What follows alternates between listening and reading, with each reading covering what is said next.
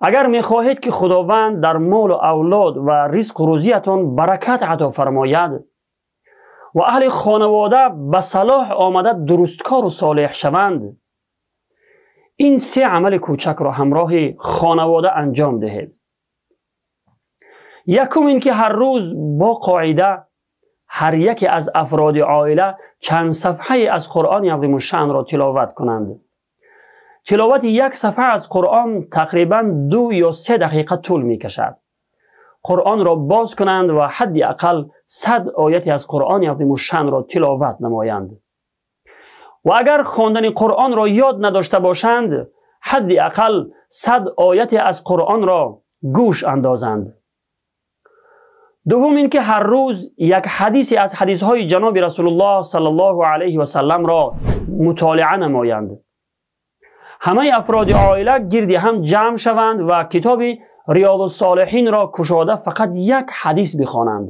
مثلا پیامبر خدا صلی الله علیه و سلم می فرمایند مسلمان واقعی کسی است که دیگر مسلمانان از دست و زبانش آزار نیابند. فقط 1 حدیث بخوانید و کتاب را بپوشید.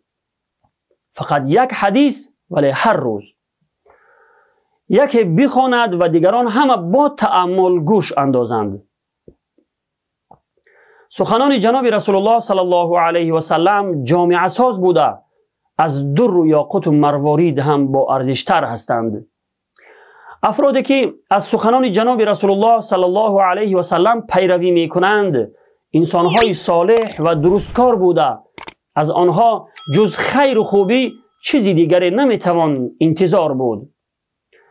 سوم این که روزانه حد اقل 100 بار استغفار کنیم. هر یکی از افراد عائله به قصد ترک گناه و اظهار ندامت و پشیمانی از گناهان 100 بار استغفار گوید. معنی استغفار طلب بخشش و آمرزش از گناهان است. طبق احادیث گوهربار نبوی، پیامبر خدا صلی الله علیه و سلم در 1 روز 100 بار استغفار می کردند، با وجودی که پیامبر بودند.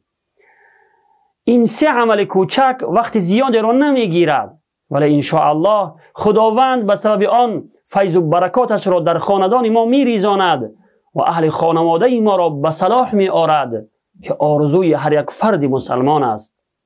والسلام علیکم و رحمت الله و برکاته.